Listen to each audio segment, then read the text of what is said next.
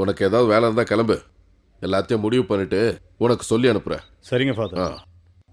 நான் கிளம்புறேன். 4 மணிக்கு மேலே எங்கள் ஊருக்கு வண்டி இல்லை. அதை விட்டு அதுக்கப்புறம் காலையில் தான் பஸ்ஸு. நாளைக்கு அக்ரிமெண்ட் சைன் பண்ணும். லேட்டாக போனால் அது நடக்காது. இல்லை, அவருடைய விருப்பம் என்னன்னு எல்லாம் நான் சொல்கிறது தான். நீ போயிட்டு வா. என்ன பிடிச்சிருக்குல்ல?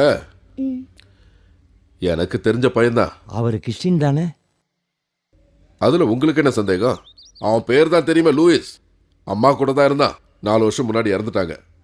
அதுக்கப்புறம் நான் தான் எடுத்து வளர்த்தேன். இல்லை, என் குடும்பத்தில் எல்லாரும் மதம் மாறாமல் முதல்லே கிறிஸ்டினாக இருந்தவங்க. மாப்பிள்ளை கிறிஸ்டினாக மதம் மாறினவர்.